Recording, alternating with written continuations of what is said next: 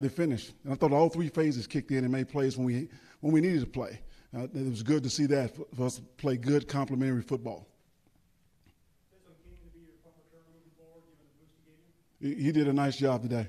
He really did. And we've seen Desmond do that before, so I wasn't surprised. What did his returns? They both set up points, especially in the first half. What kind of a boost did he give them? Well, just to see his effort. I mean, he broke 2 and 3 tackles. He's a strong young man. You know, he's not as explosive as you would like, but I tell you what, he can move the sticks. He can do everything you need in a punt returner and a kick returner. Anthony, after the slow start offensively, you guys were able to get on track a little bit. What did you guys do different? You know, we had to convert some on third down. I mean, the first half, we was awful on third downs. And so we just had to stay on the field. How about Melvin today? He goes for over 100, I think, the first time since October last week. Okay, I didn't realize that, but I know Melvin, he ran outstanding. I mean, his effort, his want to stay between that. There was some times he could have stepped out of bounds. He stayed in between the yard lines, and he made plays, man.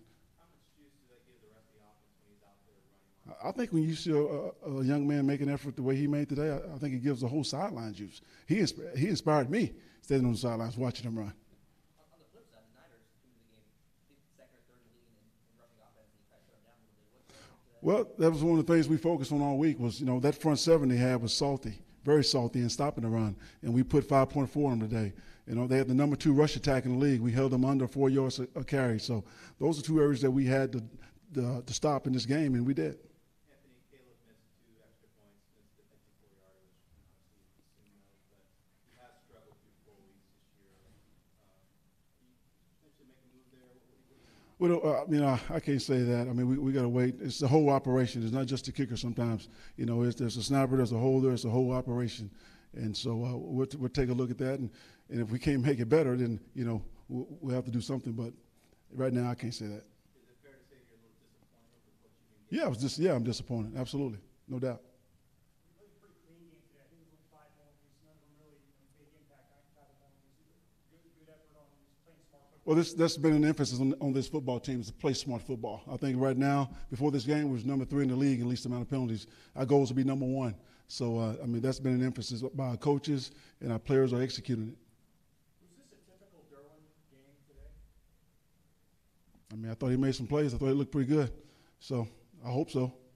Defense in the fourth quarter overall, getting that third down stop deep, and then they have 2 chances late in the game, 2-3 and out, and forced fumble. So they're able to close out the game just by giving some plays early on. I thought our defense stepped up when we really needed them to. They created some turnovers, got some pressure on the quarterback, and just slowed the 49ers down.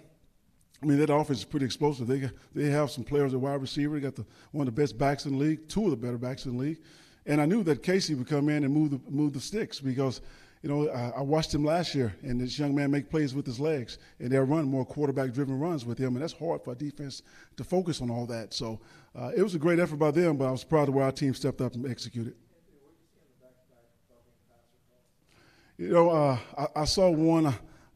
I have to watch the tape, Sam, before I can make a comment on it because I thought Cali Emanuel was waist high and slid down, and you know, Melvin's was probably one that they're going to call. You know, I think he landed with his weight on top of him, and that is what it is. But we got to do a better job of understanding the rules, and we work on that. Our defensive line coach, Giff Smith, does a heck of a job of wrapping guys up, spinning to the side, trying to not put your weight on those guys, and you know he did. But that's going to happen from time to time.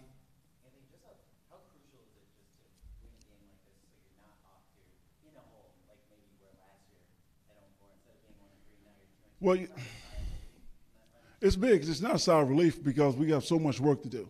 I mean, we're sitting here at 2-2 after the first quarter of our season, and I feel like, you know, we could be better than 2-2. But we come out of this thing at 500. We start the second quarter next week, and we start anew. And hopefully we can learn from this first quarter. And all of us grow, coaches and players, and we grow together and moving in one direction, and we'll see what happens.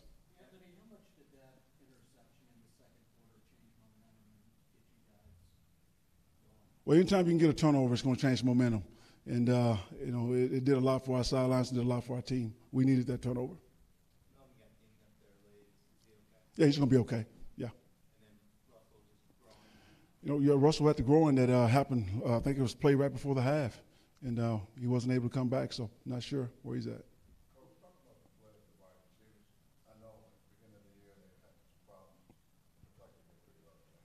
Well, you know what? We have a good wide receiver group. They bounced back. They made some plays today, and they did well in the run game too, as far as blocking on the perimeter. And that's one of the things they do really well that they don't get a lot of credit for. But anytime you rush for 5.4, whatever we did per attempt, you got some good perimeter blocking, and that's what our wide receivers do. Very unselfish. Anthony, Travis was out this game. Was it just the re-aggravated the same foot, or is it different? It's the same foot. We thought he could go, and until he got in the game and pushed off on it, just didn't work.